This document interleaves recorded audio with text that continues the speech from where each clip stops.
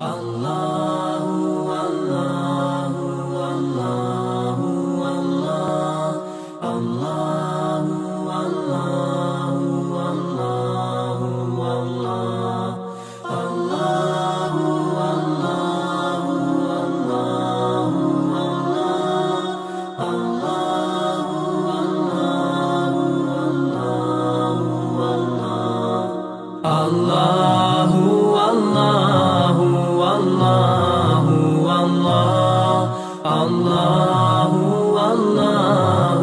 Allahu Allah Allahu Allahu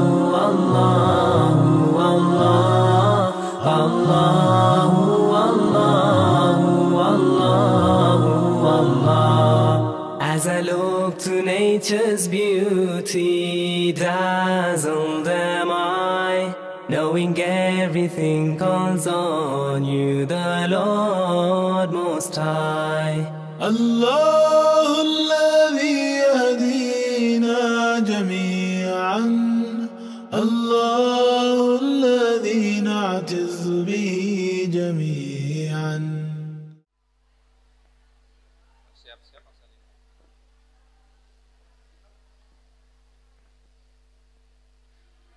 Bismillahirrahmanirrahim. Assalamualaikum warahmatullahi wabarakatuh.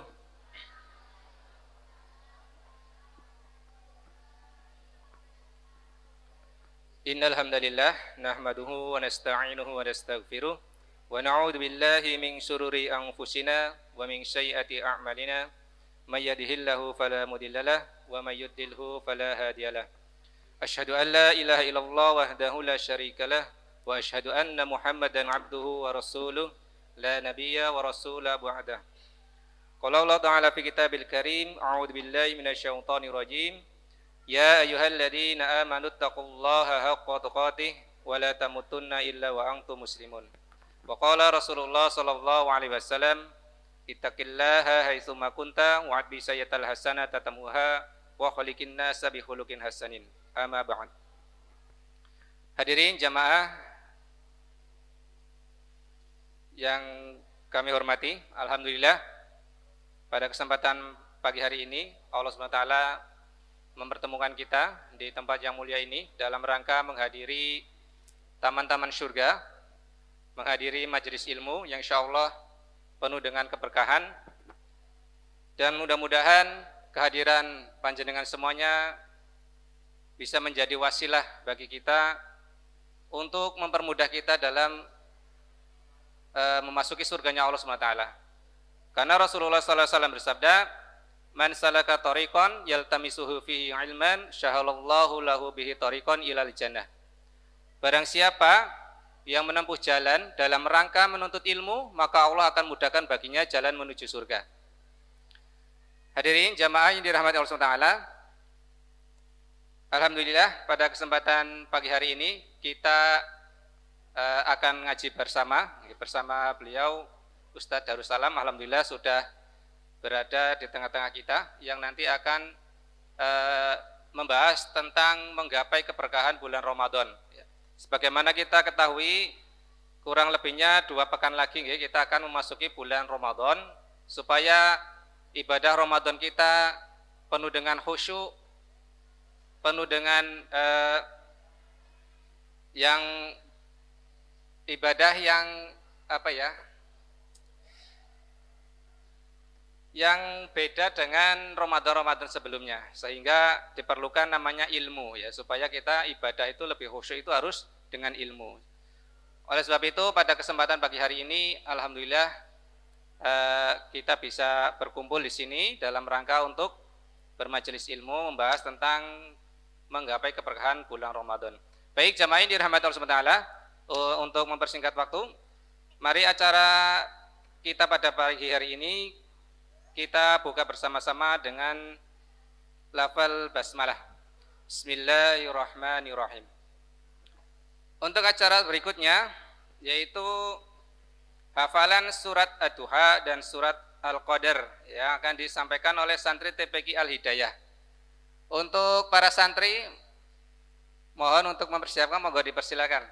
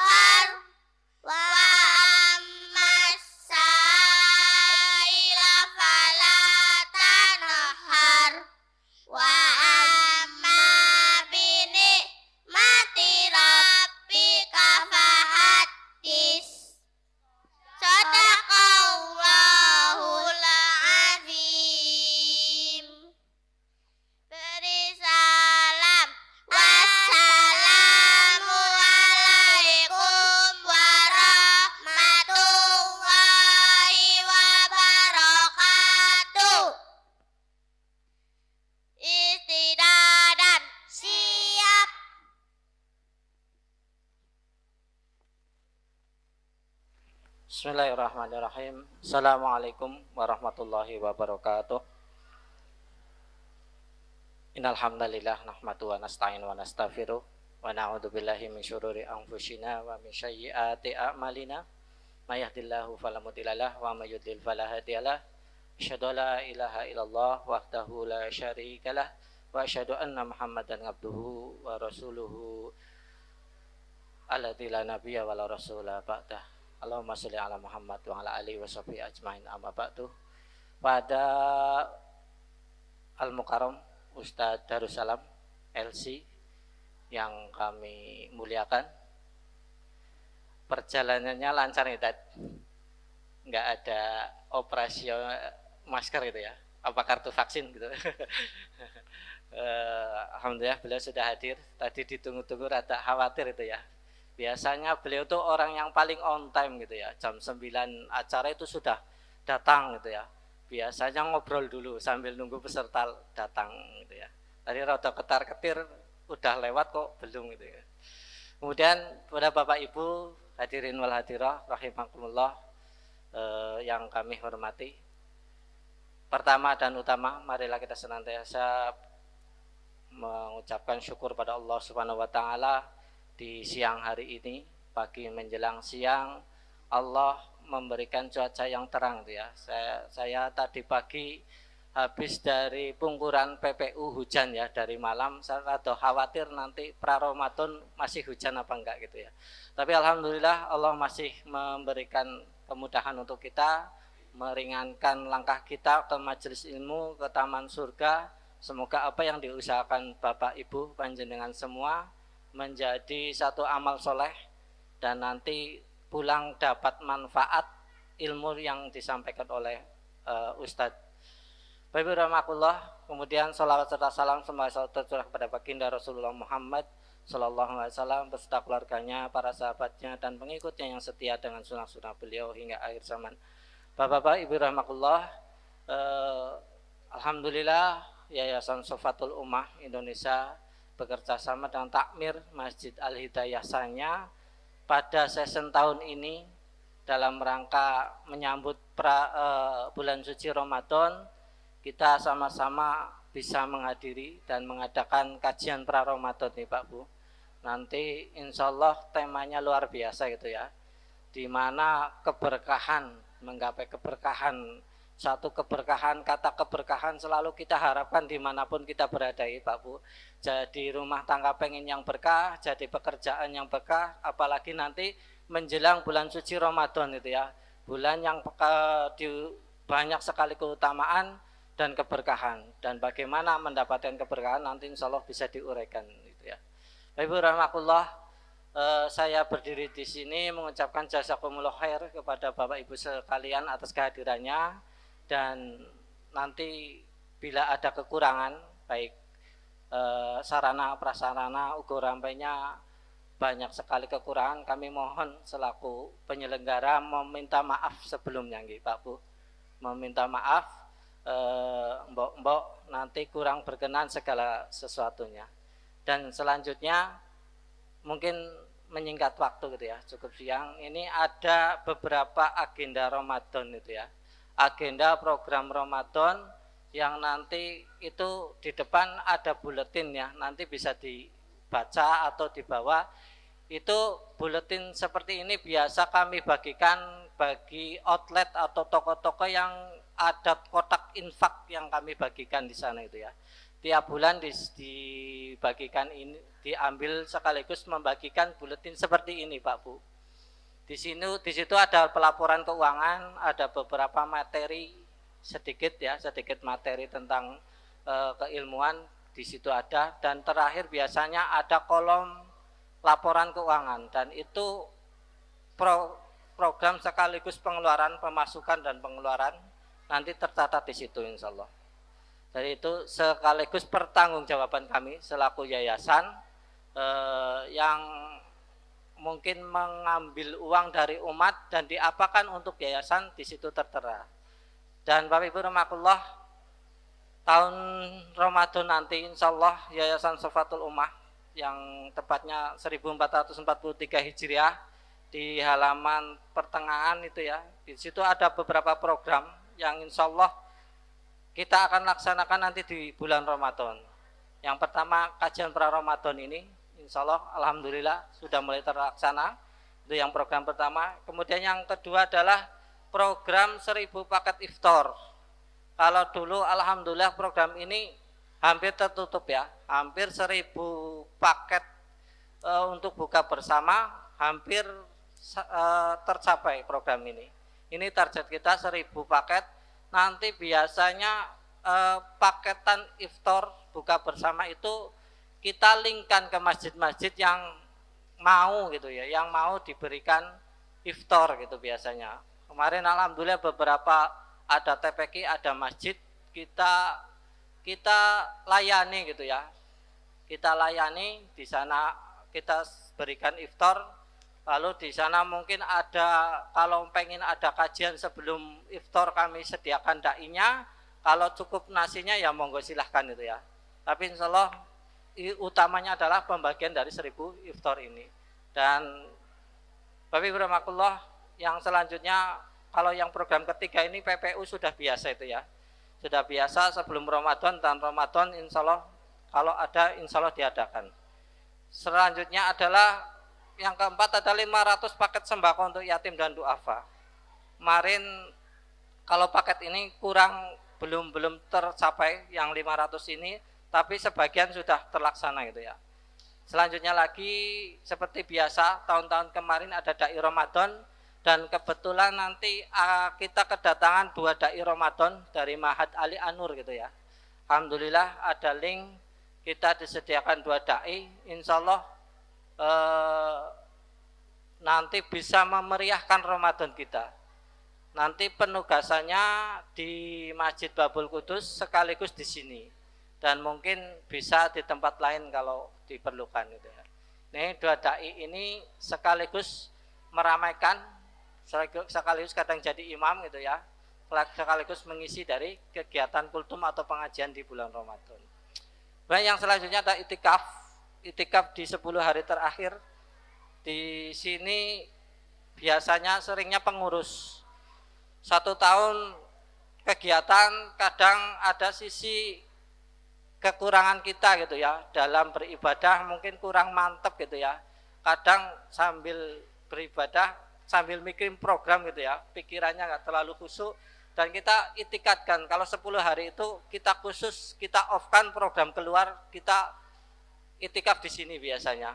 Tempat yang biasa kita itikaf di Masjid Al-Hidayah 10 hari khusus untuk pengurus bisa ditambahkan. Nanti kalau target kita tahun ini adalah 20 peserta gitu ya. Karena lokasi seperti ini, tempat seperti ini kayaknya kondusifnya cukup 20 peserta kalau ada untuk dibuka untuk umum. Kalau mau gabung monggo bapaknya, bapak ibunya. Kalau ada yang mau mencari pengen itikaf, insya Allah di Masjid Al-Hidayah disediakan program ini. Nanti makan buka sama sahur insya Allah gratis 10 hari. Ada ditambah teman-teman baru gitu ya, silaturahim, dapat teman baru, dan luar biasa kalau itikaf 10 hari itu jadi dekat gitu ya, kayak saudara gitu.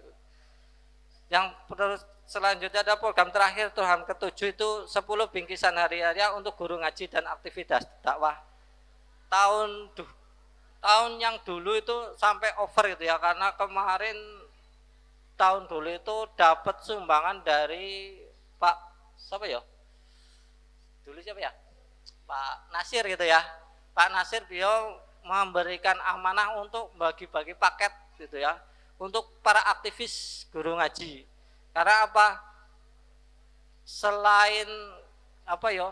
Kalau guru mungkin PNS itu kan udah ada jaminan dari pemerintah ataupun ada upah yang sudah ditetapkan, tapi kalau guru ngaji belum tentu gitu ya. Apalagi guru-guru ngaji di pelosok gitu ya. Mereka mengabdikan dirinya, menyempatkan waktunya didik anak sendiri juga didik anak saudaranya yang lain gitu ya. Kadang mereka nggak terlalu memikirkan upah, yang penting kasihan gitu ya. Bocah-bocah pada dolanan orang bisa baca Quran gitu ya, nggak bisa doa acan gitu ya.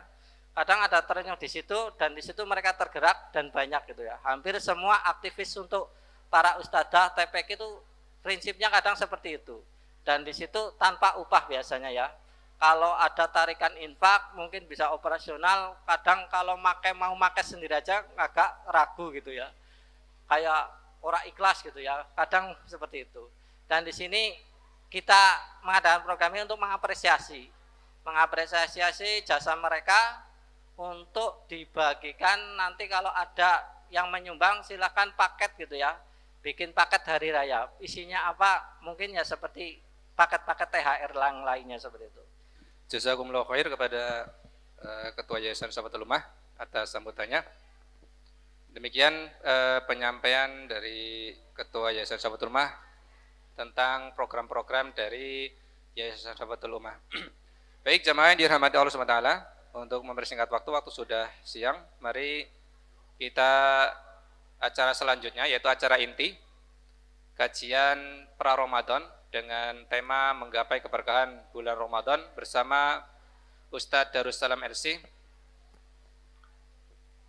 Kepada beliau kami persilakan. Assalamualaikum warahmatullahi wabarakatuh.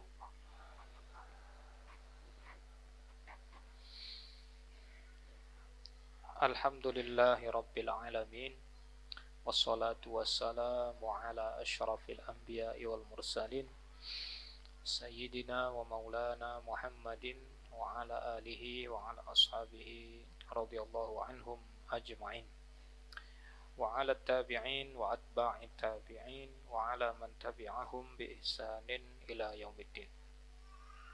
Yaqulullahu ta'ala fil Qur'anil Karim, ya ayyuhalladzina amanu taqullaha haqqa tuqatihi wa la tamutunna illa wa antum muslimun. Allahumma rabbana inna nas'aluka ilman nafi'a wa rizqan tayyiban wa wasi'a wa amalan mutaqabbala. Allahumma da'fa'anna al-bala'a wal waba' wal fahsya'a wal fitana wal mihan ma dhahara minha wa ma batan. Allahumma amin. Kaum muslimin, para bapak, para ibu, serta saudara-saudara sekalian dan juga ada anak-anak yang hadir. Mudah-mudahan di pagi hari ini di pertengahan bulan Sya'ban kita diberkahi Allah Subhanahu wa taala. Aktivitas kita di pagi ini, aktivitas thalabul ilmi kita nanti akan mendapatkan, mudah-mudahan nanti akan mendapatkan ilmu yang baik, yang benar dan diberkahi. Kita juga tidak lupa berdoa di pagi hari ini mengawali kajian kita. Allahumma barik lana fi Rajab wa Sya'ban wa ballighna Ramadan. Ya Allah, berkahi kami di bulan Rajab, berkahi kami di bulan Sya'ban ini, dan panjangkan umur kami sampai jumpa dengan bulan Ramadan. Bapak Ibu rahimakumullah, sebelumnya mohon maaf karena tadi berangkat agak telat karena ada urusan di rumah yang membuat saya harus terlambat. Ada anak yang sedang sakit. Ini kayaknya semuanya sehat nih. Alhamdulillah, tidak ada yang bersuara batuk-batuk, tidak ada. Kayaknya COVID-nya nggak nyampe sini. COVID-nya cuma di kota-kota saja. Di pagi hari ini dengan izin Allah kita bisa berjumpa kembali dan momennya menjelang datang bulan Ramadan. Ya, nanti insya Allah kita akan berbicara tentang Ramadan. Namun sebelumnya izinkan saya membacakan sebuah hadis terlebih dahulu. Sebenarnya ini hadis banyak sekali manfaatnya, faedahnya kalau mau dikaji secara mendalam, tapi waktu kita memang tidak cukup. Jadi nanti saya sampaikan ringkas saja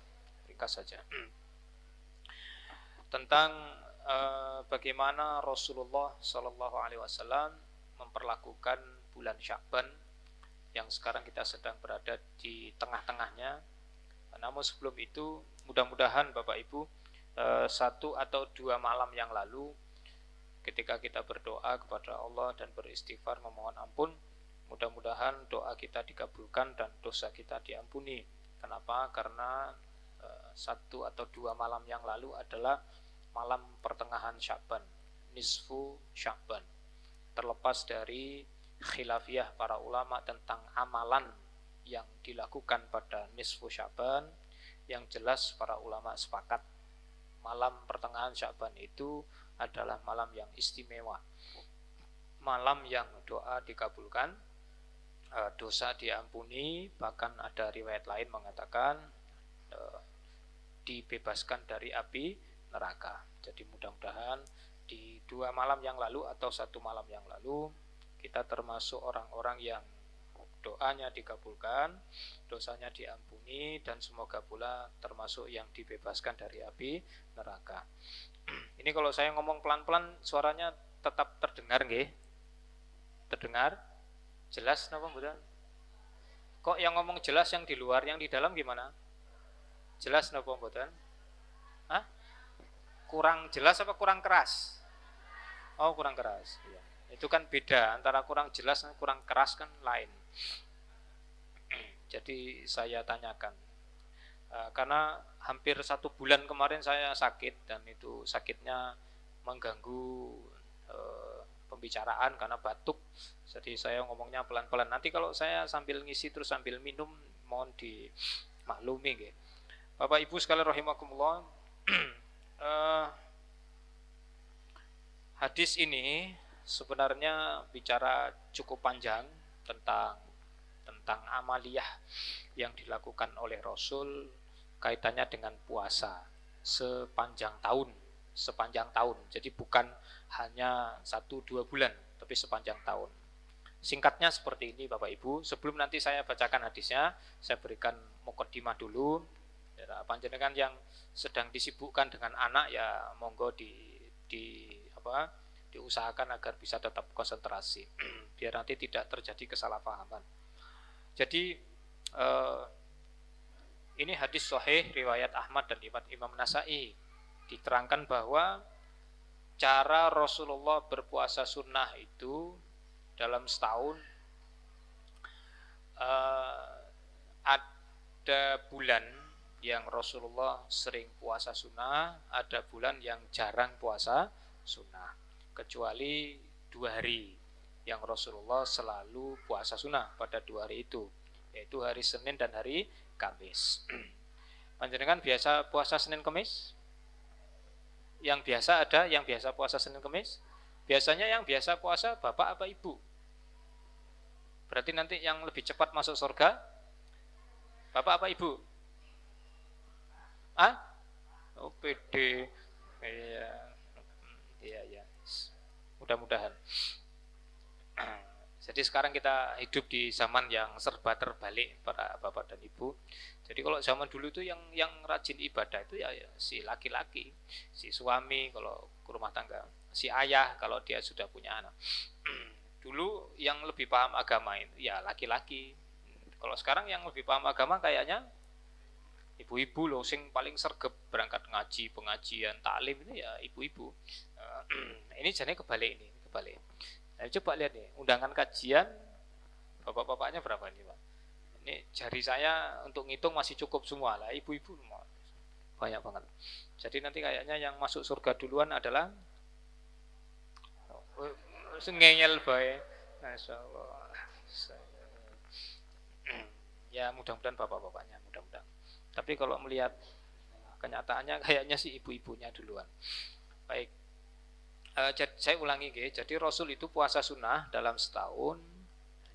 Cara Rasulullah berpuasa sunnah, ada bulan yang sering puasa, ada bulan yang jarang puasa. Paham napa mboten maksudnya?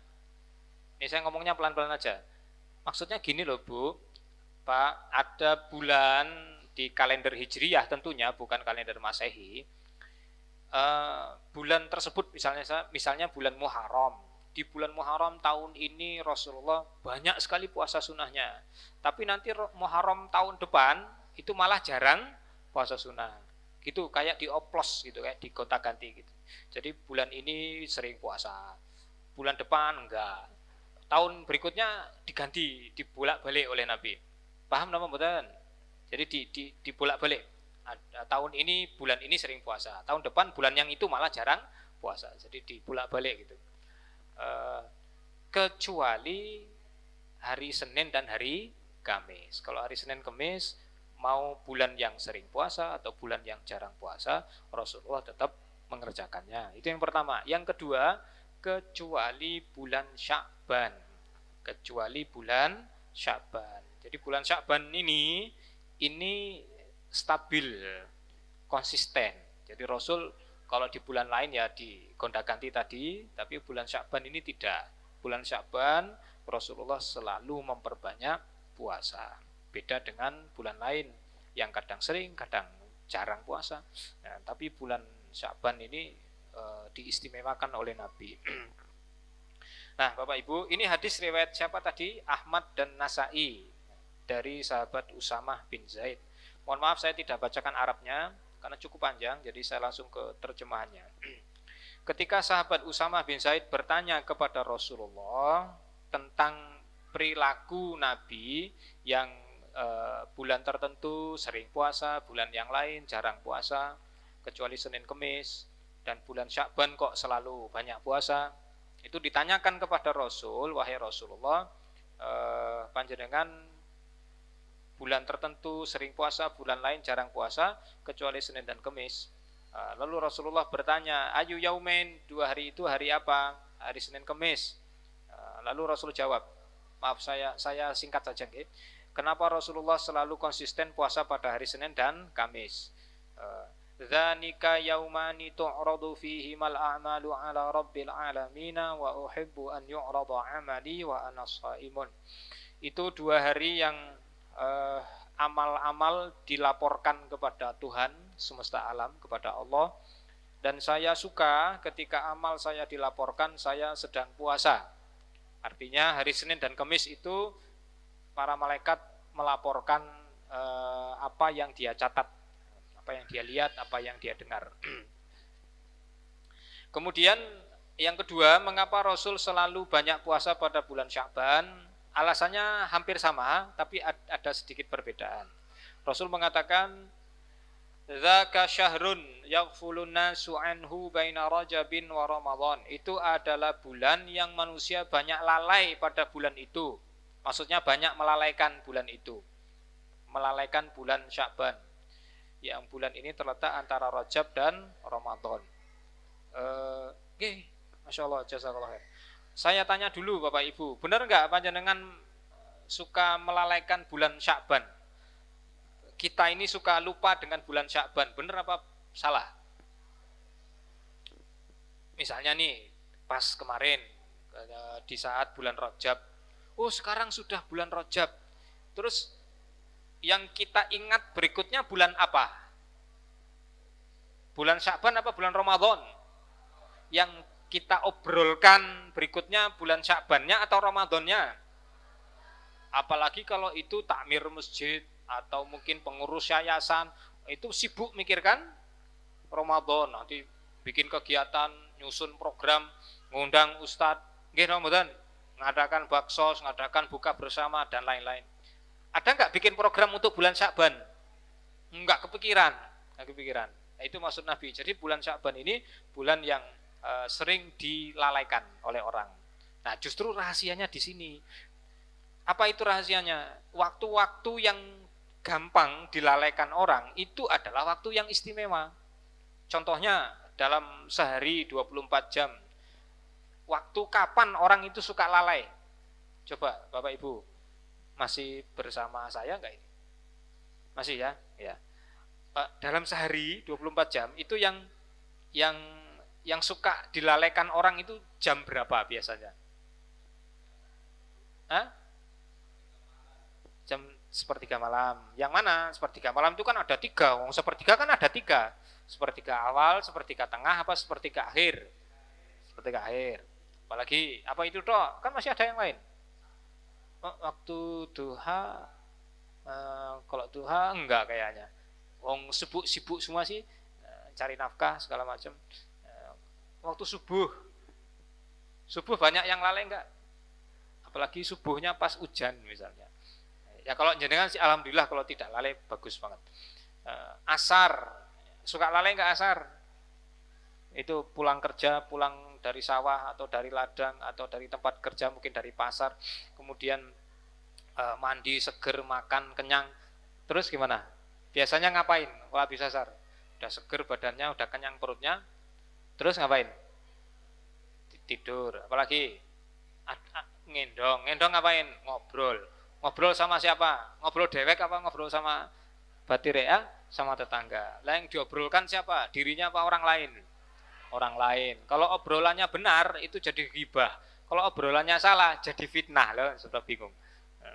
Ngomong ke orang itu kalau benar itu jadi ghibah. Kalau salah jadi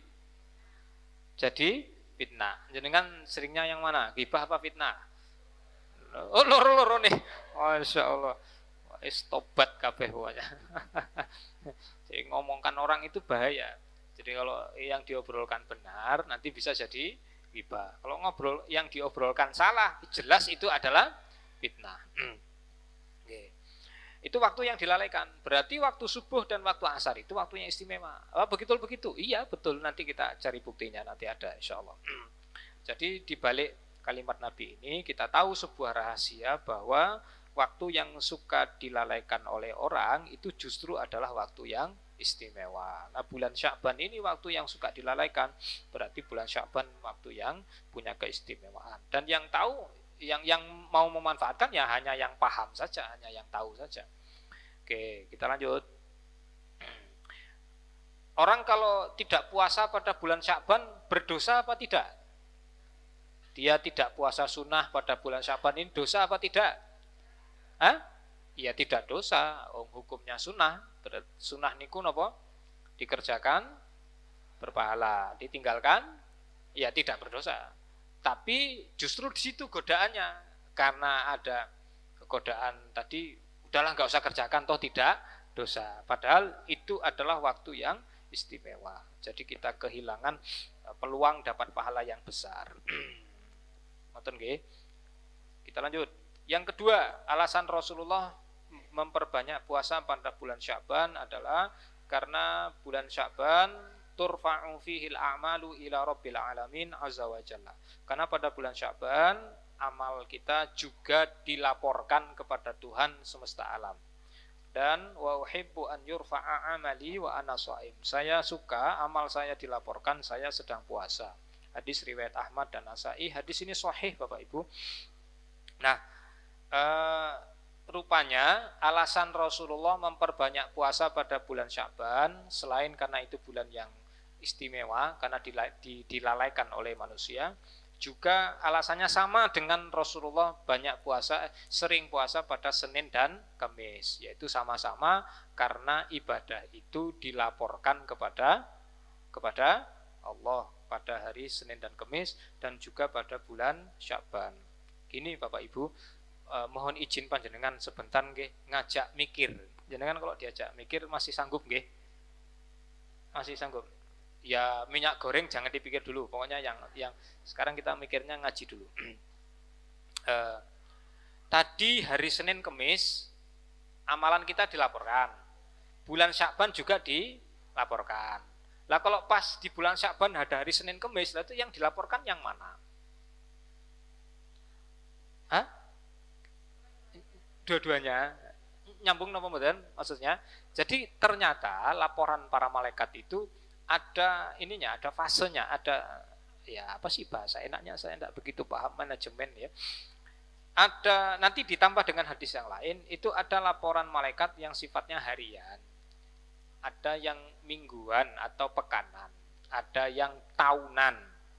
Ini yang harian tidak disebut dalam hadis ini, nanti di hadis yang lain riwayat Bukhari dan Muslim. Yang harian itu 2 kali sehari, tadi subuh dan asar, itu adalah waktu para malaikat melaporkan. Jadi malaikat itu kan bertugasnya 2 shift, yang tugasnya catat amal itu shiftnya 2, shift malam dan shift siang. Nah shift malam itu berangkat laporan subuh, shift siang berangkat laporan asar. Bu, Bapak masih konsentrasi? Nah ini saya pengen ngajak kita mikir bareng nih, karena ini masalah yang kaitannya dengan akidah, jadi harus mikir. Kalau masalah fikih jangan santai aja, enggak apa-apa. Tapi kalau ini ya butuh konsentrasi sebentar aja. Nanti setelah ini nanti ribut lagi nggak apa-apa. Tapi ini tenang, ini mohon tenang dulu sebentar. Malaikat petugas malam itu kalau mau melaporkan, tugasnya di waktu malam nyatet semua yang dilakukan oleh manusia, mencatat semua yang dilakukan oleh kliennya, kira-kira bahasa manusianya kayak gitu. Itu berangkat melaporkan habis subuh atau pas waktu subuh itu berangkat melaporkan. Nah, melaporkannya kemana? Ya ke hadapan Allah sana. Jauh sekali, ke atas sana jauh banget, jauh sekali. Maksudnya malaikat itu nanti harus menempuh perjalanan yang sangat jauh untuk membawa laporannya sampai ke sebuah tempat yang Allah mengizinkan mereka melaporkan di situ gitu. Berapa lama perjalanannya? Itu butuh waktu seharian. Jadi kalau mereka berangkat dari bumi itu pagi, subuh, itu baru nyampe ke tempat laporan, itu asar nanti, sore, jadi seharian. Nah kalau mereka berangkatnya asar, nyampenya subuh, gitu terus tiap hari itu tiap hari. Oke, sampai sini paham bukan? Nah itu yang dilaporkan yang harian, nanti ada yang mingguan. Yang mingguan itu laporannya Senin dan Kamis, karena ada amalan kita yang memang sifatnya pekanan, itu nanti dilaporkan pada hari Senin dan Kamis. Kemudian ada amalan yang sifatnya tahunan, itu dilaporkan nanti pada bulan Sya'ban. Jadi kesimpulannya yang pertama, Bapak Ibu mohon tidak khawatir. Ada amalannya yang keteriwal, itu jangan khawatir, nggak mungkin keteriwal, nggak mungkin. Karena laporannya ketat sekali, sehari 2 kali, sepekan 2 kali, setahun nanti di bulan Sya'ban itu dilaporkan. Di samping itu Allah juga sudah punya catatan sendiri. Jadi Allah punya datanya, para malaikat juga mencatat. Jadi urusan administrasi pendataan amal itu ketat sekali. Jadi mohon Bapak Ibu tidak khawatir, ada amalnya yang apa tadi istilahnya? Sing ketriwal ora konangan, itu tenang aja, tenang. Pokoknya laporannya ketat sekali. Juga kan berlaku sebaliknya. Hendaknya mereka yang bermaksiat harus khawatir karena pencatatannya ketat. Jadi kalau bisa sebelum dilaporkan kepada Allah sudah tobat, kalau bisa begitu. Apa mungkin begitu? Maksiat pagi, tobatnya jangan, kalau malam sudah dilaporkan. Oh bisa, kalau malam bisa, karena malaikat yang laporkan belum nyampe tempat. Jadi belum nyampe tempat sudah diampuni Allah, enak banget ya. Jadi malaikat nanti laporkan, ya Allah tadi hambamu maksiat. Ya Allah bisa dalam gambaran bayangan kita, Allah bisa aja bilang, oh itu sudah saya ampuni, coret aja loh, enak banget ya. Masya Allah. Jadi laporan belum nyampe, dosa sudah diampuni. Nggak, saya guyon gini itu ada dasarnya, bukan asal guyon itu enggak. Tapi kita tidak sedang bicara itu, nanti lain waktu insya Allah. Karena ada hadis-hadisnya tuh. Penundaan catatan amal buruk, nunggu sekian waktu itu ada, hadisnya ada. Baik Bapak Ibu. Nah, setiap kali malaikat ini sampai di hadapan Allah, pertanyaan Allah selalu sama. Pertanyaannya begini, wahai malaikat, tadi kamu berangkat ke sini, meninggalkan hambaku, mereka sedang ngapain? Ini bahasa bebas saya lah. Bahasa Arabnya enggak begitu, tapi terjemahan bebasnya begitu. Tadi kamu tinggalkan hambaku, mereka sedang berbuat apa? Para malaikat ini selalu jawab, kalau itu orang yang soleh, yang dia dampingi, maka jawabannya selalu sama. Tadi hambamu saya tinggalkan, dia sedang sholat. Petugas malam berangkat subuh, berarti yang kliennya dia tinggalkan sedang sholat. Nggih napa mboten? Ya. Petugas siang berangkatnya asar, berarti tadi ketika dia meninggalkan kliennya, si manusianya sedang sholat. Itu Bu, Bapak Ibu, itu begitu. Jadi jawaban malaikat selalu begitu. Pertanyaan Allah selalu sama setiap hari. Kamu tinggalkan hambaku, tadi dia sedang berbuat apa? Nah, pengennya Nabi itu jawaban malaikat tidak standar. Ada kalimat tambahan. Malaikat nanti mesti akan melaporkan semuanya secara detail, dari mulai pagi sampai sore, dari sore sampai pagi itu dilaporkan semua. Tapi yang menarik, kalimat pertama itu loh yang Allah tanyakan. Kalimat pertama yang Allah firmankan kepada malaikat, wahai malaikat, tadi hambaku kamu tinggalkan, mereka sedang berbuat apa? Nah, kalimat awal jawaban malaikat itu selalu sama. Tadi hambamu saya tinggalkan, dia sedang sholat. Nah, pengennya Nabi dengan kalimat tadi, saya suka kalau amal saya dilaporkan saya sedang puasa. Itu maksudnya gini Bapak Ibu, Rasul itu pengen nanti ketika malaikat jawab pertanyaan Allah, itu ada kalimat tambahan, tidak standar gitu loh jawabannya. Jawaban standarnya nopo tadi? Saya tinggalkan hambamu dalam keadaan sholat. Nah, pengennya Nabi itu nanti saya tinggalkan hambamu, dia sedang sholat dan puasa. Ya nanti yang lainnya juga akan dilaporkan. Tapi kalimat pertama yang terlaporkan pertama kali adalah sholat dan puasa. Bukan hanya sholat toh. Coba kita buktikan, kita buktikan. Misalnya nih, panjenengan sedang puasa. Ini hari apa ini sekarang? Ahad ya. Senin besok misalnya, saum. Malaikat petugas malam berangkatnya kapan untuk melaporkan? Nah, tadi kan meleng toh, jenengan. Petugas malam berangkatnya kapan? Petugas malam kan datangnya sore. Berangkat laporannya kapan? Subuh atau habis subuh. Nah, pas waktu subuh itu atau habis subuh, kalau kita hari itu hari puasa, kita sudah mulai puasa belum? Kenapa? Ya kan waktu menahannya sejak terbit fajar. Ngoten nggih? Terbit fajar. Ketika malaikat petugas yang berangkat melaporkan yaitu asar, kita sudah berbuka belum? Belum. Jadi shift hari itu dua-duanya sama-sama melaporkan dia sedang sholat dan dia sedang puasa. Itu maksudnya. Coba loh, keren banget tuh. Nabi bisa ngatur malaikat gitu. Jadi biar nanti malaikat tuh jawabnya kayak gini gitu. Biar malaikatnya jawabnya. Jadi kan pernah kepikiran ngatur malaikat Pak? Kelas kita memang beda, Pak. Kelasnya Nabi itu kayak gini, luar biasa. Malaikat aja bisa digitukan oleh Nabi itu. Ya, kita lanjut dulu Bapak Ibu rahimakumullah. Terus apa ini kesimpulannya? Sebenarnya banyak sekali faedahnya. Cuman yang akan kita kaji nanti kalau cukup kita kembali kepada di sini yang awal-awal terutama. Kalau waktunya nggak cukup ya enggak apa-apa lain waktu. Kita bahas yang sisi yang berkaitan dengan bulan Sya'ban dulu. Mengapa Rasulullah memperbanyak puasanya pada bulan ini? Selain dari dua alasan yang disebut Nabi tadi, karena Sya'ban adalah bulan yang sering dilalaikan orang, dan yang kedua karena bulan Sya'ban ini adalah waktunya laporan tahunan dari para malaikat pencatat amal. Nah, masih ada tambahan-tambahan alasan nanti disebutkan oleh para ulama ketika mereka mengkaji hadis ini. Saya nukilkan saja untuk jamaah sekalian. Yang berikutnya adalah para ulama menyebutkan Sya'banu syahrut tamrin. Sya'ban itu adalah bulan latihan. Sya'ban adalah bulan latihan. Nah, kalau gitu Ramadan bulan apa? Bulan panen. Ya boleh. Kalau apa jenengan kalau mau panen latihan dulu. Ini ceritanya mau panen padi nih, latihan dulu enggak? Menanam kok latihan, Pak? Ya ora. Maksudnya latihan panen gitu loh, Pak. Ada enggak petani yang melakukan latihan panen? Dia ngarit rumput, ngapain Pak? Latihan mau panen pari. Ada enggak gitu tuh? Ora. Petani amatiran banget.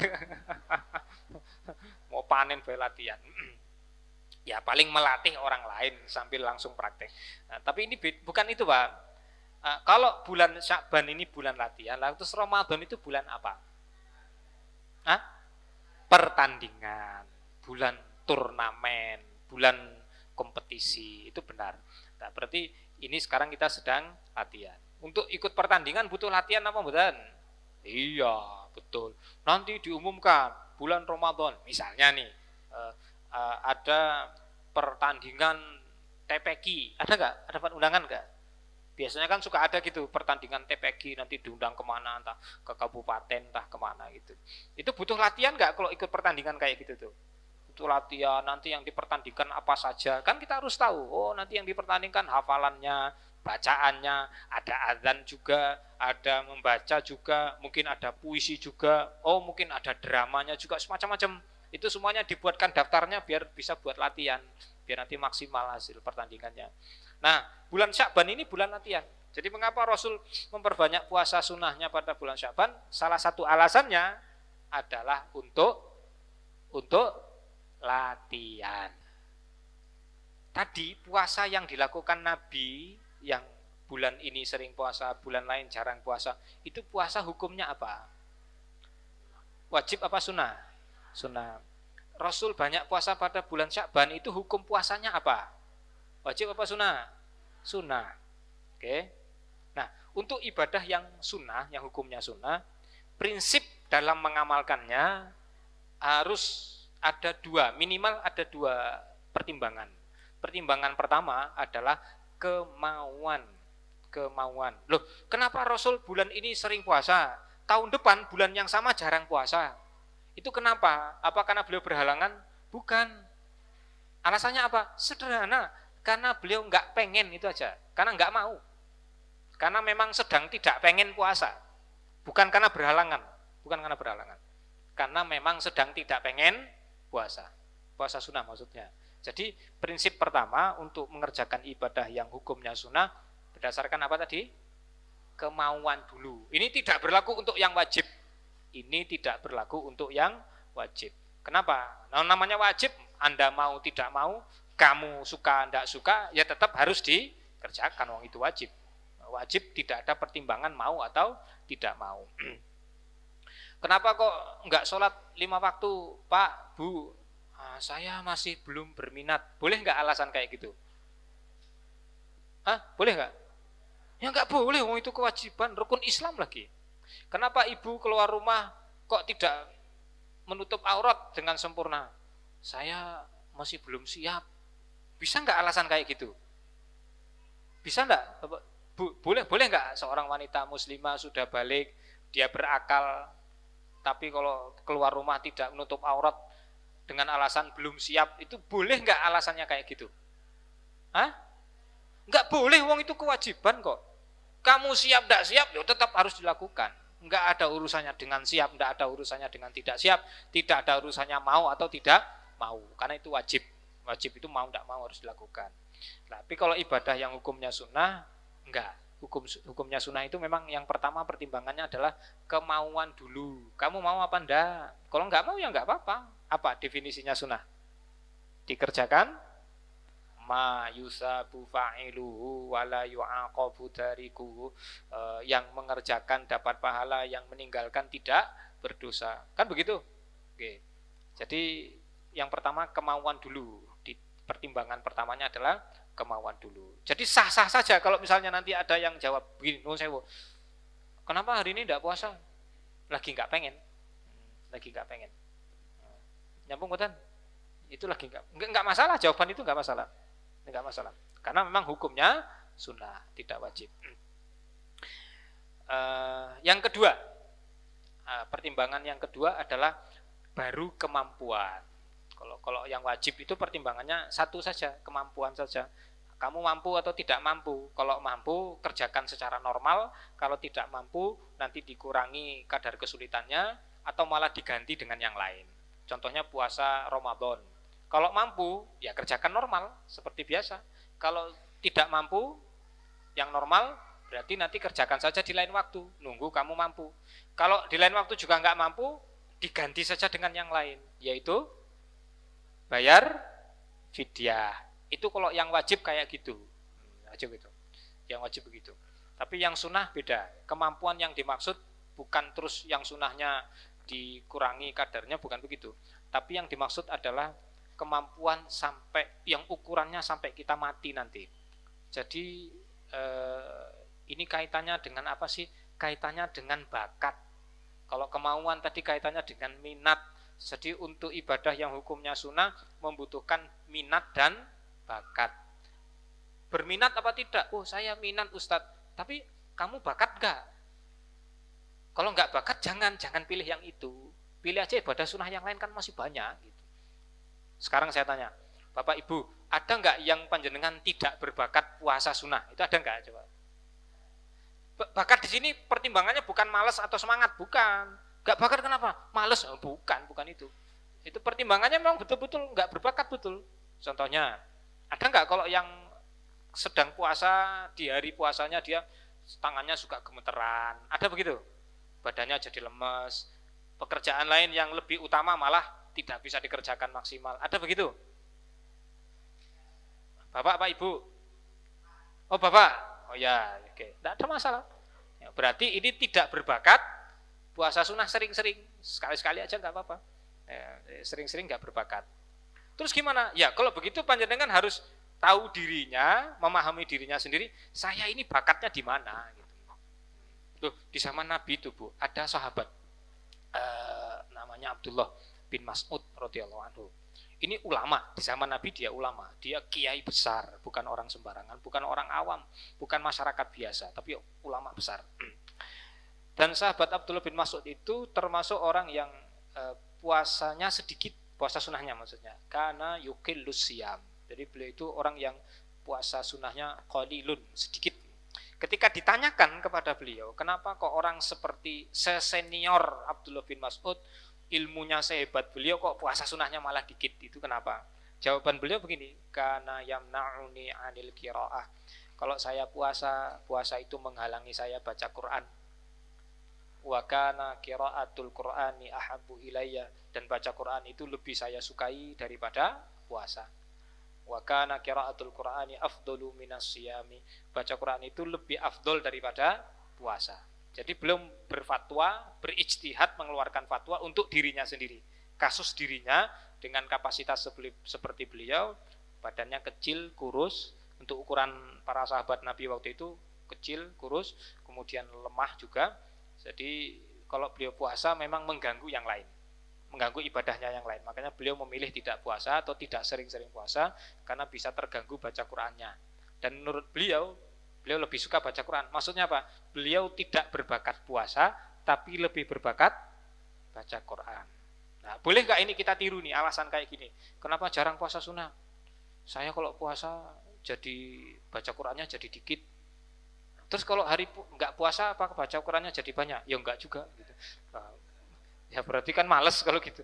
Nah, ini cuma niru-niru tok tapi nggak pas. Jadi pastikan betul dengan jujur kita ini bakatnya di mana. Ibadah sunnah itu banyak Bapak Ibu. Ada puasa, sholat, ada sodako, ada zikir, wirid, baca Quran, banyak sekali ibadah yang sunnah. Nah, masing-masing orang itu diberikan kemampuan yang berbeda-beda, diberikan minat dan bakat yang berbeda-beda oleh Allah untuk urusan yang sunnah. Yang wajib tidak berlaku, nggih. Yang wajib itu kamu minat apa tidak minat, ya tetap kerjakan. Kamu bakat apa enggak bakat, ya tetap harus dikerjakan. Kenapa enggak sholat 5 waktu? Orang bakat nyong, loh nggak bisa, itu wajib ya, rukun Islam lagi. Kita lanjut. Nah untuk ibadah yang sunnah memang begitu. Jadi apapun ibadah yang hukumnya sunnah, pertimbangannya hampir selalu sama. Kamu berminat apa tidak? Yang kedua kamu bakat atau tidak. Oke.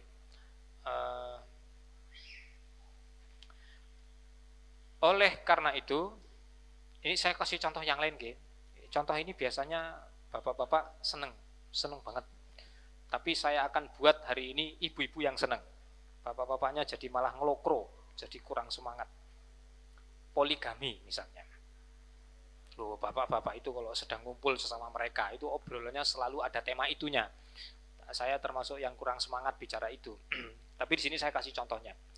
Poligami misalnya, pas panjenengan punya hukum sunnah atau mubah, boleh punya istri lagi, atau sunnah atau dianjurkan punya istri lagi, tidak sampai pada hukum wajib.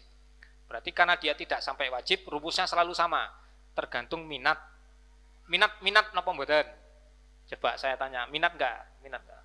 Jangan lihat ke sana. Minat napa? Oh niki mohon sing putune pun pinten Pak? Kalih nggih Pak. Itu saya masih minat kok. Tanya minat ya minat. Nah pertanyaan kedua adalah bakat napa mboten, itu masalahnya. Ya kalau minat tok tapi tidak bakat, bahaya. Ya kalau Anda tidak berbakat, maka jangan nekat. Kalau minat dan nekat itu enggak jadi. Kenapa kok punya istri lagi? Ya pokoknya saya minat, ini kan begini-begini. Itu minat tok dan modal keduanya adalah nekat. Itu justru nanti akan menghancurkan rumah tangganya. Bukannya tambah harmonis, malah tambah tidak karu-karuan. Maka hati-hati. Jadi kalau misalnya di rumah suami-suami panjenengan Bu bicara masalah itu, tanya aja, kamu bakat apa Mas gitu. Tapi biasanya kalau untuk mendeteksi seorang laki-laki itu bakat apa tidak, itu memang yang paling tahu adalah istrinya. Menurut jenengan suami jenengan di rumah atau yang di sini ini bakat apa napa mboten? Bakat enggak, Bu? Loh, pada guyu gitu. Bakat apa enggak? Enggak tahu. Ya, itu yang tahu para istrinya sekarang. Lo ngopeni saya aja enggak kopen banget, masih ada istrinya yang kapiran. Oh, berarti yang satu aja belum bisa dirawat, dilayani dengan baik. Masa mau menambah lagi? Berarti orang bakat itu, Pak. Itu orang bakat. Jadi seperti apapun minat panjenengan, tapi ini orang bakat apa? Jangan nekat, intinya itu. Jangan nekat. Pokoknya sabar aja, nunggu aja sebentar, toh nanti di surga juga pasti dikasih istri 2 kok, tenang aja. Kalau di dunia nggak dapat, tenang aja, nanti di surga juga dikasih. Baik. Nah, ini latihan di bulan Sya'ban itu gunanya untuk itu. Yang tadi nggak bakat itu loh. Yang nggak bakat puasa, ya ini waktu untuk latihan. Kalau yang sudah terlatih puasa nggak masalah, masuk Ramadan santai saja. Tapi bagi yang nggak bakat itu ini waktu latihan ini. Bagi yang nggak bakat baca Quran, ini waktu latihan. Mohon tidak menjadikan Ramadan sebagai waktu untuk latihan. Saya ingin mengkoreksinya. Jadi Ramadan itu bukan bulan latihan, Bapak Ibu. Ramadan itu bulan pertandingan. Latihannya justru sekarang.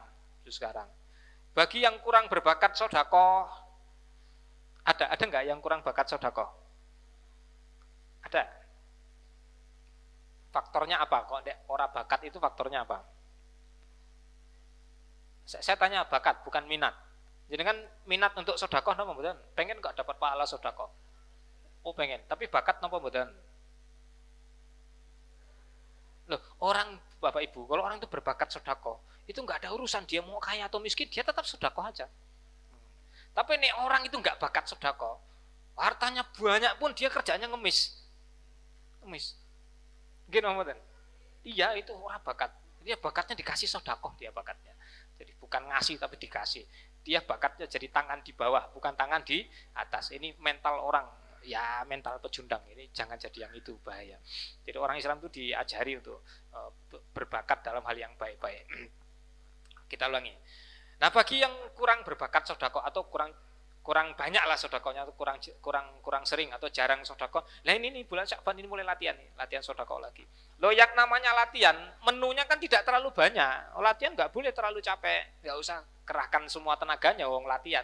Latihan itu ya disesuaikan aja, sedikit-sedikit aja nggak apa-apa. Mulai lagi sedekah harian 1.000 atau 500 rupiah, atau yang punya harta sedikit lebih ya nambah gitu.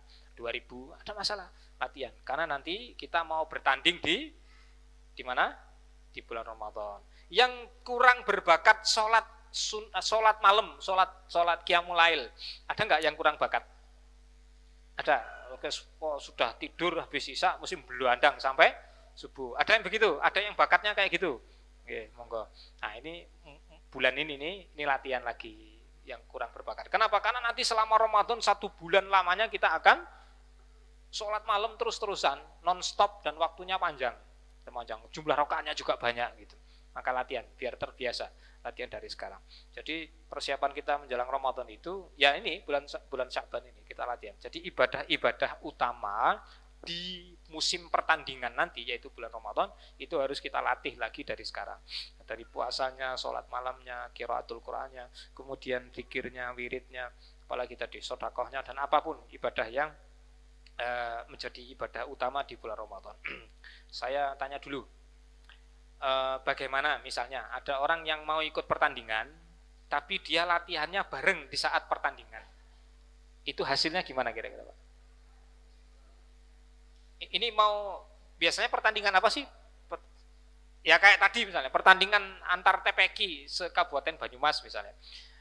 Lah ini nggak latihan dulu, begitu hari pertandingan baru mulai latihannya bareng sama pertandingannya, itu hasilnya gimana kira-kira? Kacau balau hasilnya, kacau balau. Misalnya Bapak Ibu,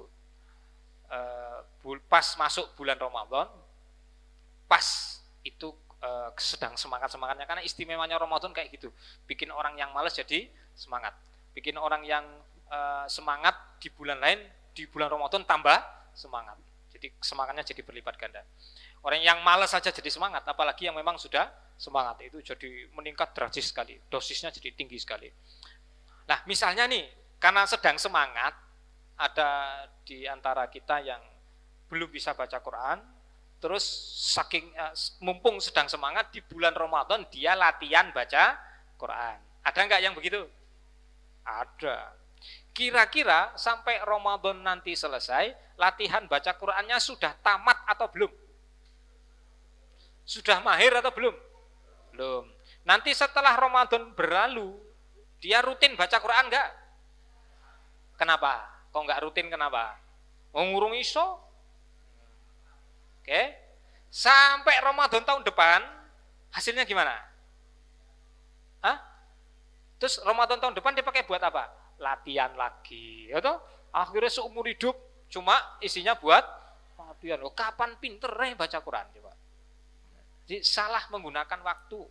Ramadan itu bulan untuk pertandingan, bukan bulan untuk latihan.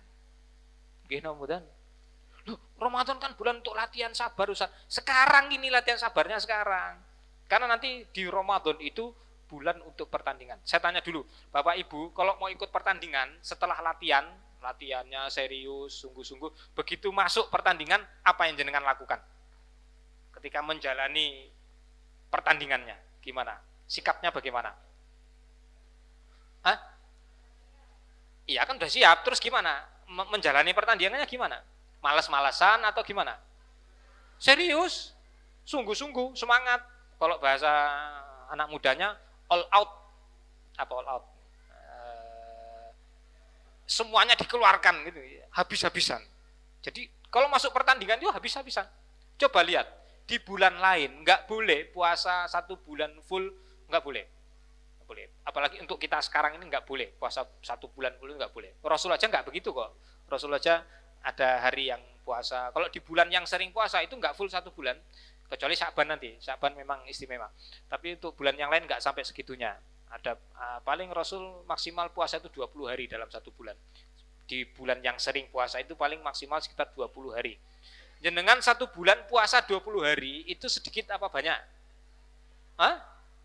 Oh banyak banget. Cuma leren 10 hari tok itu luar biasa itu. Nah, di bulan lain nggak boleh. Tapi di bulan Ramadan kita puasanya berapa lama? Full 1 bulan setiap hari. Setiap hari. Di bulan lain, Bapak Ibu, tidak boleh sholat malam setiap malam sepanjang malam, itu nggak boleh. Saya ulangi, sholat malam setiap malam sepanjang malam, itu nggak boleh. Maksudnya gini, panjenengan mulai qiyamul lail habis isya, selesainya subuh. Setiap malam begitu, itu nggak boleh. Kalau sekali 2 kali masih boleh, tapi kalau setiap malam begitu nggak boleh. Tapi khusus Ramadan nggak ada masalah. Jadi pembatasan-pembatasan di bulan lain, di bulan Ramadan itu dihilangkan pembatasannya. Tidak berlaku, pembatasan tidak berlaku. Di bulan biasa selain Ramadan, kita tidak dibolehkan oleh Rasul, dan itu juga nanti keputusan para ulama sama, tidak dibolehkan mengkhatamkan Quran lebih banyak daripada 10 juz per hari, rutin setiap hari nggak boleh. 10 juz. Jenengan kalau khataman Quran, baca Quran sehari itu bisa berapa juz? Maka rambu-rambunya tidak boleh baca Quran sehari berapa? Bu, tadi berapa Pak? 10 juz sehari rutin harian itu nggak boleh. Lebih dari itu nggak boleh. 10 juz itu sudah maksimal. Ada yang mau bertanya masalah ini apa enggak? Kok nggak boleh, kenapa Ustadz gitu? Hah? Ya betul. Saya tanya dulu. Panjenengan nek baca Quran 1 juz itu butuh waktu berapa lama? 40 menit. Kalau 10 juz berarti berapa tuh? 400 menit. Kalikan aja lah berapa jam itu. 1 jam 40 menit, berarti sekitar 8 jam. 8 jam. Jenengan tidurnya berapa lama sehari? 6 sampai 7 jam atau 8 jam. Oke. Tidur 8 jam, baca Quran 8 jam. Kerjanya berapa jam? Oke. Nanti buat melayani istri sama anak-anak butuh berapa jam? Oh, enggak cukup waktunya. Itu rutin terus kayak gitu tiap hari. Wah, blenger Pak, jenengan Pak. Nanti lama-lama masuk Margono nanti atau masuk RSUD nanti. Karena terlalu berat itu. Itu aja berat banget udah. Makanya para ulama sampai mengharamkan, nggak boleh lebih dari itu. Tapi khusus bulan Ramadan tidak ada batasannya. Nggak ada batasannya. Mau menghatamkan Quran dalam sehari 10-30 juz juga oke, nggak masalah. Nggak dibatasi. Nggak dibatasi. Tadi pembatasan di luar Ramadan itu khusus untuk orang awam, khusus untuk kita orang awam yang bukan para ulama. Karena memang berbeda, Pak. Antara kita dengan para ulama itu sangat berbeda. Dari sisi hafalan Quran sangat berbeda. Sekarang saya tanya, Bapak Ibu hafal nggak surat Al-Fatihah? Hafal? Yakin hafalannya bagus? Bukan bacaannya enggak, saya enggak nanya bacaan, hafalan jenengan. Yakin hafalannya kuat surat Al-Fatihah? Yakin? Yakin betul? Mau saya tes? Ya, boleh. Boleh. Surat Al-Fatihah ayat 4 itu bunyinya gimana?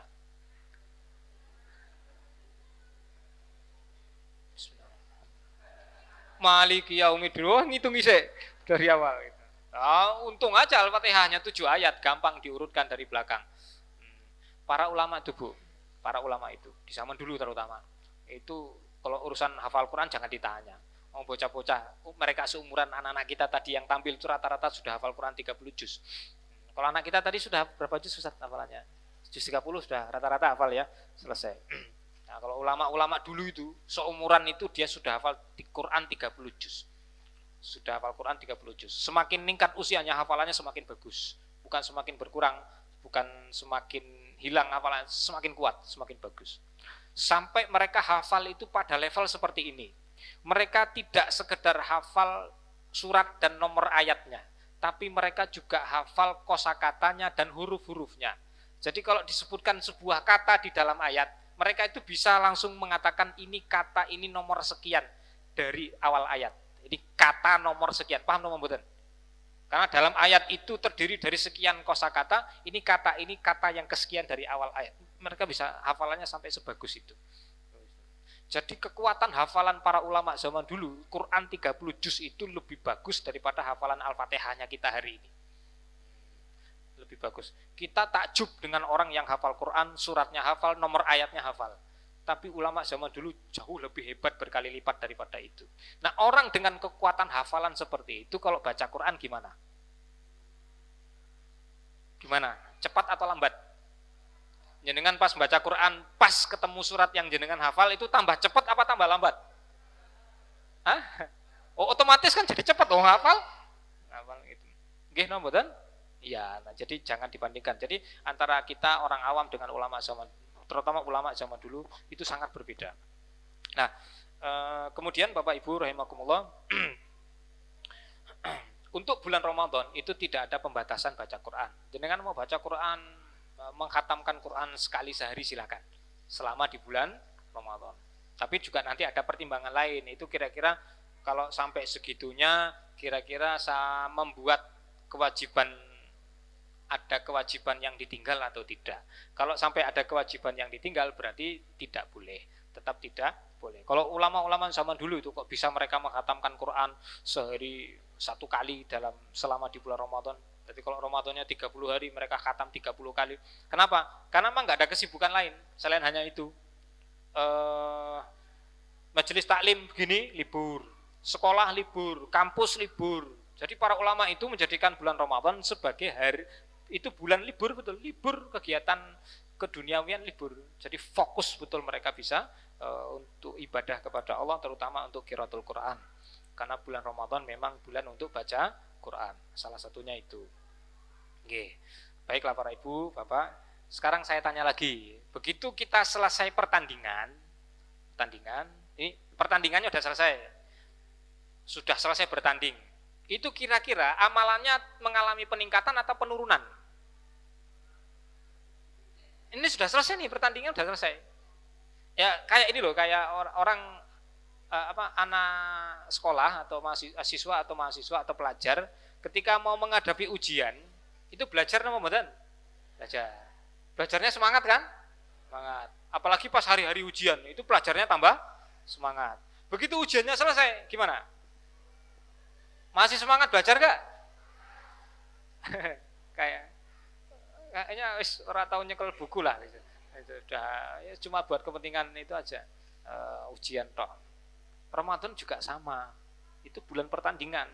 Jadi setelah nanti kita bertanding di bulan Ramadan, setelah selesai terjadi peningkatan atau penurunan? Betul. Tapi kenapa setiap akhir-akhir Ramadan khotib, penceramah, dai, ustadz, kiai banyak yang menyampaikan kalimat seperti ini? Mudah-mudahan nanti setelah Ramadan selesai amal ibadah kita meningkat lebih bagus daripada Ramadan. Sering kan dengar kayak gitu? Ya mungkin maksudnya untuk memotivasi, tapi sebenarnya keliru karena nggak sesuai dengan fakta. Yang terjadi kan selalu sebaliknya kan? Betul? Coba ngacung, ada nggak yang jenengan pengalaman Ramadan bertahun-tahun yang lalu, setelah Ramadan justru terjadi peningkatan amal? Ada nggak? Coba ngacung Pak, ada nggak Pak? Nggak ada. Ini saya kasih contoh kaitannya dengan baca Quran. Imam Syafi'i rahimahullah, kalau di bulan Ramadan Imam Syafi'i biasanya beliau mengkhatamkan Quran 2 kali sehari. Siang dari pagi sampai sore sekali khatam 30 juz, dari sore sampai pagi khatam lagi 30 juz lagi. Dan uniknya kalau khataman waktu malam, Imam Syafi'i itu khatamannya tidak dengan cara biasa. Siang itu biasa, sambil baca biasa. Tapi malam itu tidak biasa. Maksudnya nggak biasa. Beliau khatamannya dalam sholat taraweh. Jadi tarawehnya beliau itu mulainya isya, selesainya subuh. Oh, Masya Allah. Atau menjelang subuh selesai. Jadi khataman sekali. Jadi khataman di sholat taraweh. Pernah nyoba belum jenengan? Khataman Quran dalam sholat. Nah, ini kayaknya sekali seumur hidup kapok sudah. Imam Syafi'i rutin tuh setiap malam kayak gitu selama Ramadan. Jadi totalnya nanti beliau khataman itu sebanyak 60 kali sebulan. Kalau Ramadannya 30 hari. Begitu Ramadan selesai, Imam Syafi'i hanya mengkhatamkan Quran sekali sehari. Hanya sekali sehari. Pertanyaan saya, itu peningkatan atau penurunan? Peningkatan atau penurunan? Berapa persen penurunannya? 50%. Orang sekaliber Imam Syafi'i itu setelah Ramadan selesai, amal-amalan beliau menurun 50%. Salah satunya tadi qiraatul Qur'annya. Kalau kita kira-kira penurunannya berapa persen? 90%. Ya. Hah? Oh, kerainan. Orang sing gugah sauran, Pak ya. Ya wis kerainan subuh. Oke, ini contoh ini sering saya pakai. Jadi mohon maaf Bapak Ibu, ini sekedar tujuan saya itu cuma ingin nyampaikan Ramadan itu istimewa gitu.